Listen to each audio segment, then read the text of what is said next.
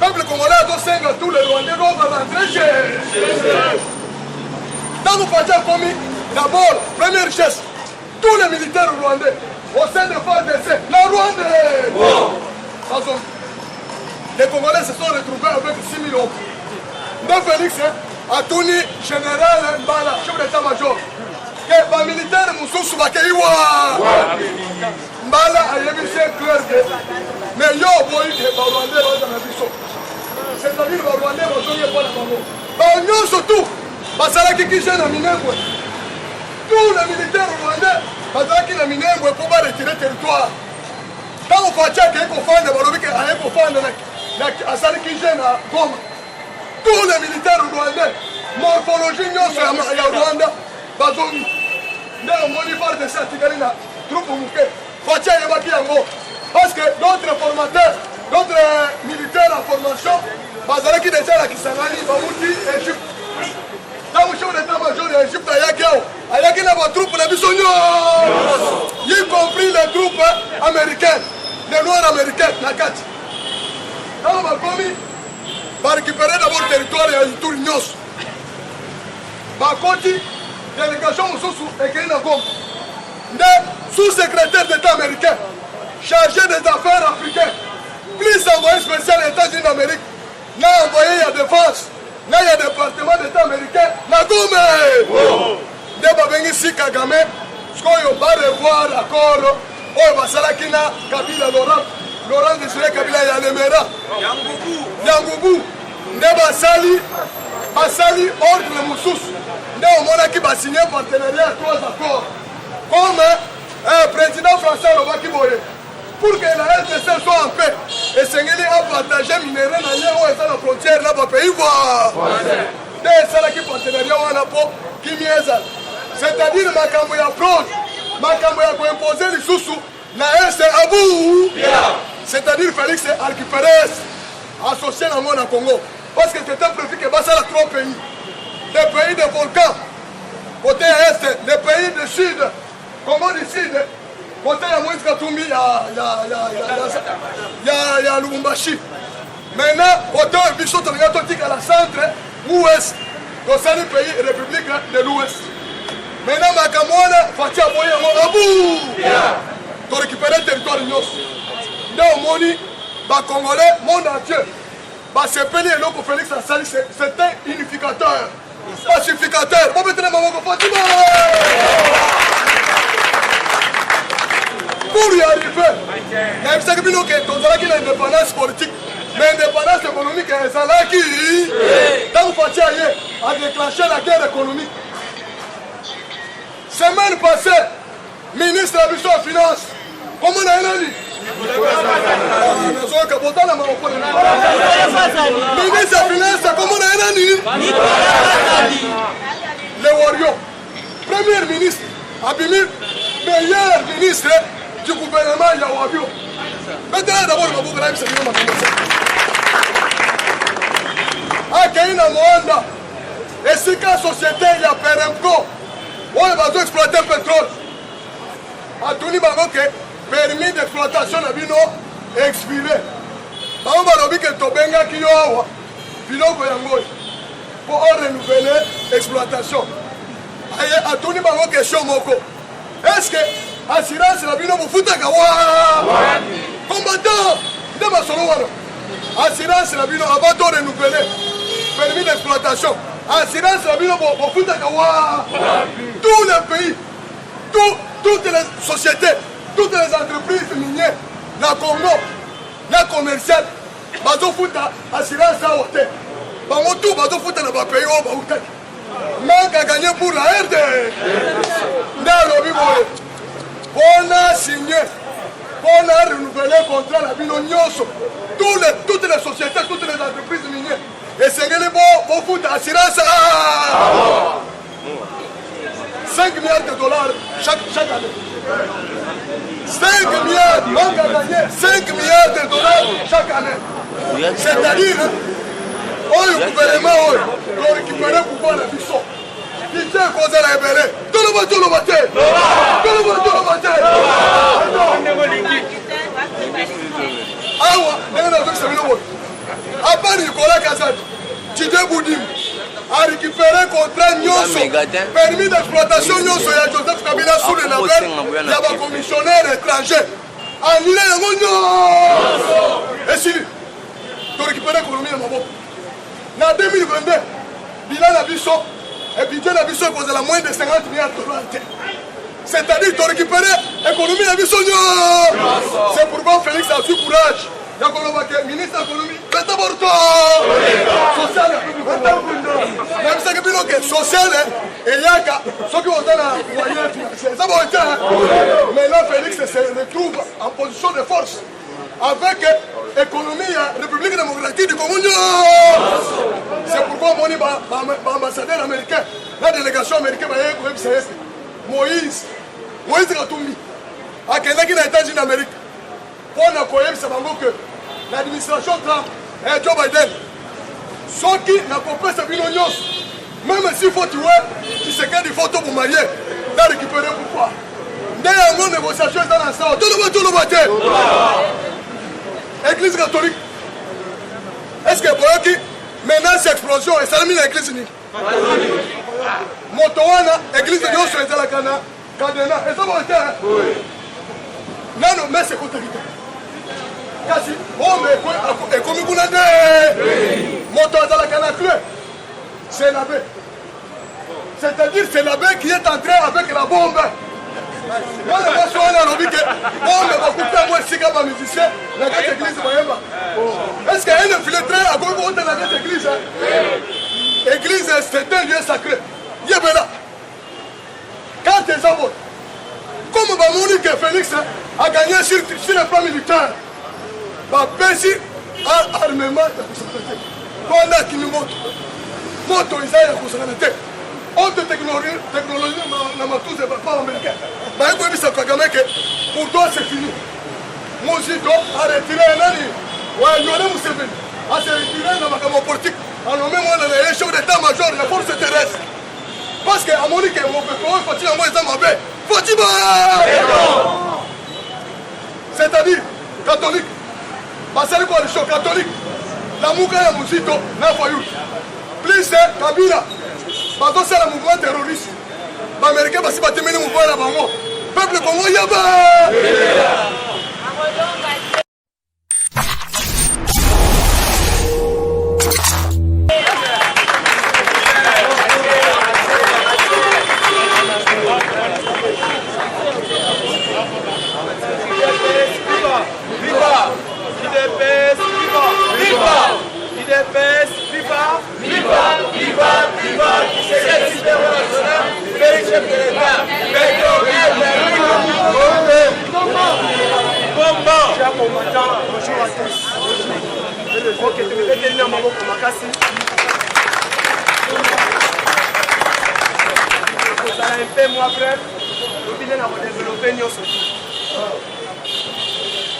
Malgré un faux essai belé, le lobby a qu'avant pour développer nos sociétés. Invité pour y avoir qu'avant pratiquement 6 heures, parce que 6 heures, Kérez à la vite. 7h30, on a fait un gagnant dans la chair pour continuer la commande pour ne s'en tient pas. Premier instant, on a la rencontre et président de la République, Napon Kagame. Kagame, le dernier Kagame comme un chauffeur à Fachi. Donc on a contrat signé les 3 contrats. Premier contrat, il y a commerce extérieur, protection protection et promouvoir les investissements signés par le ministre du Commerce extérieur. Deuxième contrat, les contrats sur les finances concernant la taxe entre les deux côtés signés par les deux ministres de la Finance, Nicolas Kazadinanga Mounabiso et le ministre rwandais de la Finance, Nanga Mounabango. Deuxième contrat, les contrats sur les mines. Sakimo, Yabiso, la société Atman, Yabaméricain, qui est basé en Rwanda, et donc on a la RDC. Le troisième contrat, ils sont représentés par le directeur général, il y a Sakimo, il y a Maniema et il y a Kifu. Et signé les trois contrats. Après un an, la République démocratique du Congo a intégré la communauté des États de l'Est, UDPS Viva. Viva. On est son premier engagement. Deuxième engagement est arrivé à Kagame. Kagame maintenant a compris que Fachi a bouclé l'union surtout sur le plan économique militaire. Parce que la République démocratique du Congo est un poumon d'Afrique Mobimba. Et l'IDIF est le seul pays où ils ont un centre de l'Union africaine. Aujourd'hui, nous vous parlons lobby avant-hier. Notre candidat, Yassadek, comme secrétaire exécutif, a salaki interview dans 4 langues. Sur le plan anglais, à lobby en français, Swahili, à part Swahili, à lobby en portugais. Pourquoi les langues là? Parce que la communauté d'États d'Afrique, Afrique australe, Otobéni Sadek, donc parce que on parle en anglais, portugais, swahili et français. Si comme la langue, on est surtout à Paté Bango. Et si Kalibiso, dans les cas, la campagne, parce que le président a rappelé la poste de Ajoua à niveau de la communauté d'État, il y a commerce mondial. Le président a rappelé pour la bâtiment de Awa, pour attirer la psycho permanent Awa. Il est pour le moment ambassadeur itinérant et chef de l'État a remplacé Nicolas Kaza. A épaté ma pays à Sadek. Et Tikali Botswana, qui est aussi maintenant fort pour le cas de Sadek, a retiré la candidature pour la candidature. Biso na Botswana. Botswana a retiré la candidature en faveur de la RDC, les jeux politiques diplomatiques chef de l'État. Pour comprendre qu'il me tient à ma maison en Congo, Joseph Kabila est des agents et Katoumi Kabila Fayulu Mouzito, parce qu'il y a une coalition dans Bango. On a posé la ligne, Kobe sa candidature à RDC, et ça a réussi dans sa dette. Il est presque vivant. Allez sentir qu'il me tient. Qu'est-ce qui se passe au niveau de sa dette? Le secrétaire exécutif de Sadek, il est comme le premier ministre de Sadek. Après les réunions de chef d'État, c'est lui qui exerce maintenant tous les pouvoirs de Sadek. Or maintenant, la République démocratique du Congo comme c'est un pays qui est menacé sur le plan économique et sur le plan sécuritaire. Sauf qu'ensuite, exécutif de Sadek, tu as une facilité, il y a pour intégrer l'armée à Sadek, la seule congolaise, pour la Kokangaba terroriste de Nyon Soto. Les Lomayo, comme que tu vas comprendre que le président Fachi, sur le plan armé, il a réussi. Sur le plan sécuritaire à l'Est, il a réussi. Maintenant, comme il faut profiter, il faut lobby patrouille bandit. Et l'église catholique, pour la béni, les a déjà interpellés. Comment bombe de côté de la chair et se retrouver dans le jusqu'à ce que place mettre la base à Zoteya, par votre police et Nassima, bombe à la Nakati, et continue d'être la Moussoussou, la carte de la station, la station Wana, il n'y a pas la sécurité, comme la station de Sakana, pas membre de sécurité. Comment la station va se retrouver comme artisanale Nakati? Donc on doit interpeller sur les sociétés pétrolières. Oh! Philippe Boudidier, Le col apporte que là qui déjà permis d'exploitation à pétrole. Pas mais c'est quand il à est. Dans le moment où on s'allie awa, on a normalement fait que ça syndicat. Faites que ça c'est syndicat. Dolia papa, Dolia. Les ministres, il y a là. À cause qu'il y a un nouveau là, à combien là-bas, combien là qui est déjà. Parmi les sociétés à interpeller qui sont au problème.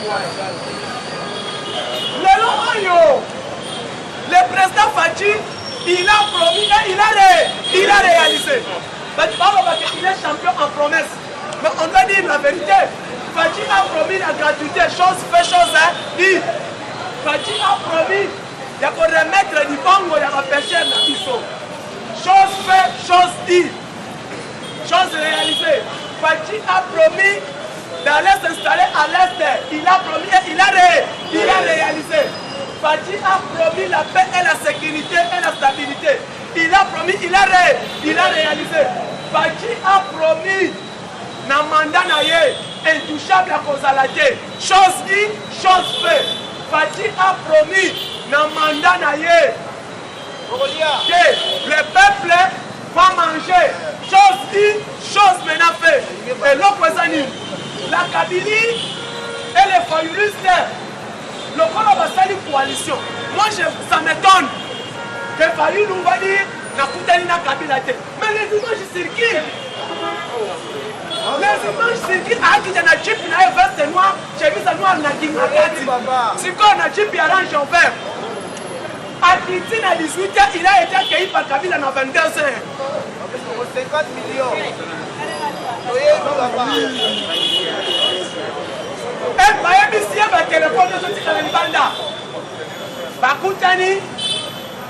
Aujourd'hui, il accepte ma coalition, il lâche coalition, il y a opposition. Parmi ses candidats, comme par exemple, moi, si Olivier Kabila. Maintenant que, à se coaliser, quand on sait au moment où nous sommes, on sait deuxième dans l'élection 2018. Au deuxième dans l'élection 2018, tu dois t'agenouiller devant une femme.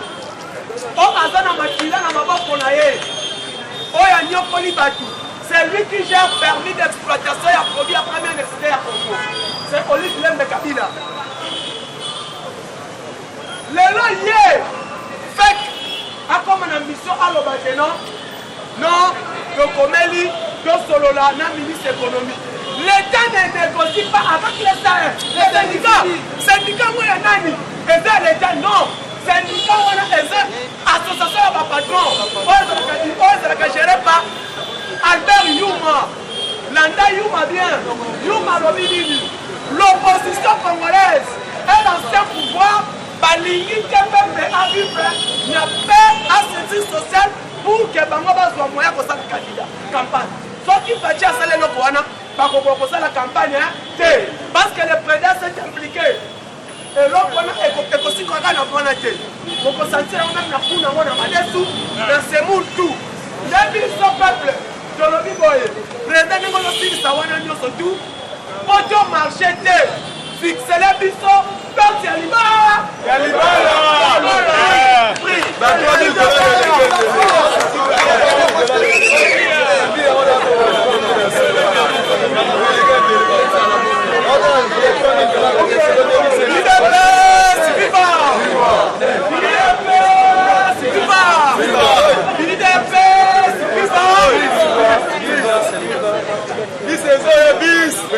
chers combattants, Fadji, il est béton partout. Fadji, béton partout. Comme que, mais c'est le président de la République. Comment il volontaire alors est sous la nation sociale et sous la wanate. Dosengi, les fois aussi. Produit oil assortiment sur Balosto, semoule, huile, savon, parce que le reste de son lova, Batou va saboter, savon les coques c'est 700 francs. Par exemple, si prix à savon les coques, 700 francs. On comprend que Batouana va s'habiter à ma mère. Coca ya huile, 1500 francs congolais et ça. Monsieur Ibrahim Congo Petit L'État Bengana après qu'on Bengana Bango, Tosengi Congrès à l'Assemblée nationale. D'autres n'y va la $100.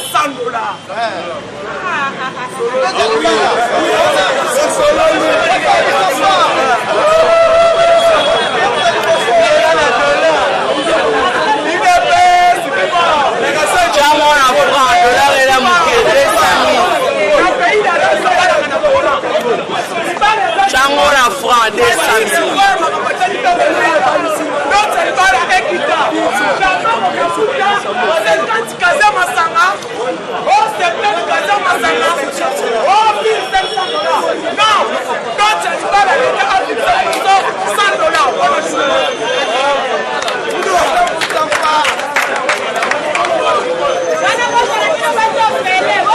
Ok, merci beaucoup. Chef de l'État, Fatih, président armé par merci beaucoup.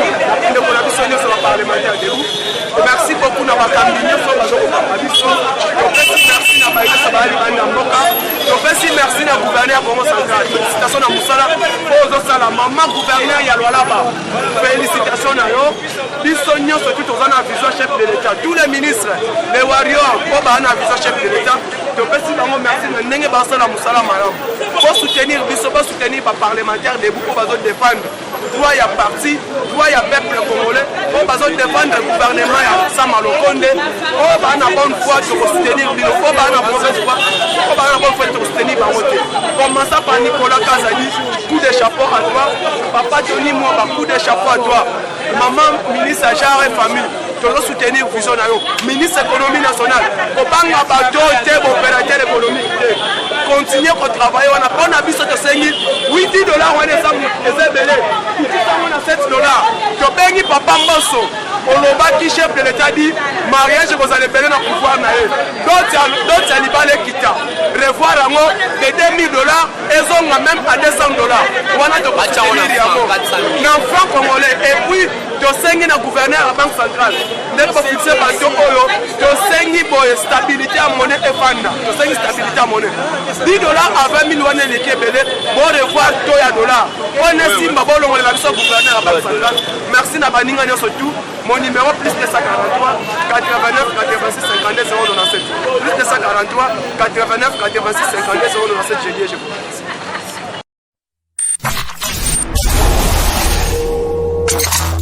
Bonjour maman. Oui, bonjour papa le journaliste. Maman, tant oyoka kike soso poisson et kiti.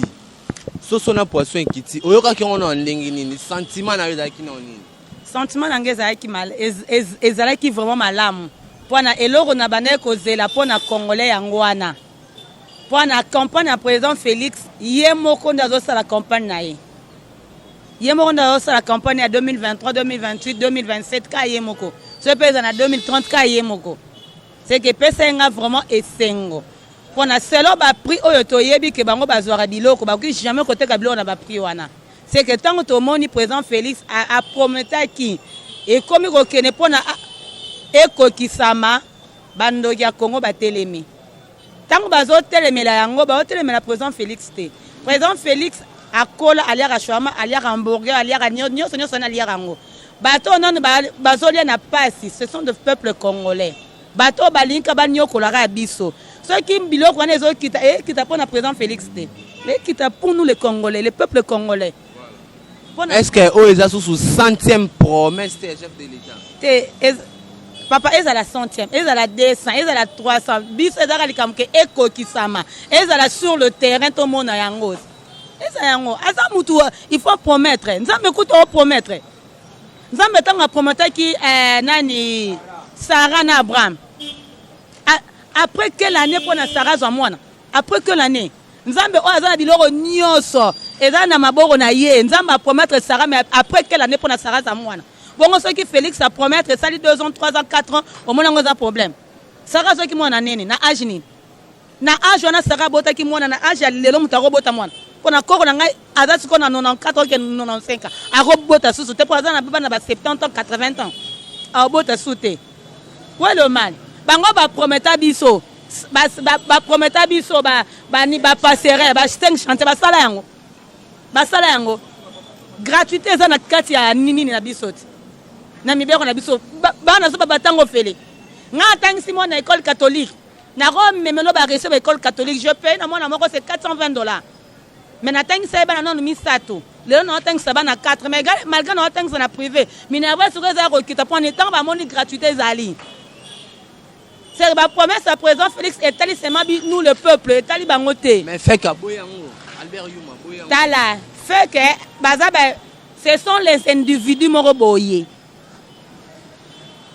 fait ka boya ou pas akanga bisaka na yakende il est libre soka boya akangi bisaka na kei Albert Yuma atala amona makambo asalaki na epoka Kabila tobosani yete Albert Yuma tobosani yote Albert Yuma soko lingi otelemela Félix c'était otelemela nous le peuple congolais okuta so na nzeno Albert Yuma okuta na biso bozo exonération bosalaka nango nini bosoma carton mpiodi kuna c'est à $6 botekela bibiso na combien avec $44 tonto bimisa nyonso le prix nyonso ezali bakote na nini na ba réseaux sociaux mboro na ba prix ba pio de zotelema ezotekama ngana collègue na ndako na soto liaka mpiodi te papa na ngati ko lesa ngam mpiodi te mais lelo Thomson eza tom nini musuni moko ya cher Thomson ya luxe pour les Thomson il faut la mutumo aussi mambo Thomson oro soma le kilo c'est 6 000 francs paye 6 000 francs au tala combien de poissons il y a 2 poissons seulement allez Albert Yuma telema paloba Albert Yuma otelemela président Félix c'était otelemela nous les Congolais le roi otelemela biso ba Congolais toroza toroleka na nzela na yo pona bana na Albert Yuma baza na Congo te baza libanda ya Congo le roi la bana baza libanda ya Congo otangisa bango na bekole ya luxe baliaka chouanga baliaka hamburger yango nozotelemela biso tolia Thomson na soso ya malamu te ya fachi beton te le roi linyango te Albert Yuma kobanga na te okuta na biso ngai oyo surtout ngai oyo nalingaka bino te les kabilistes bosali biso boy pendant 22 ans okuta na biso merci beaucoup merci papa merci beaucoup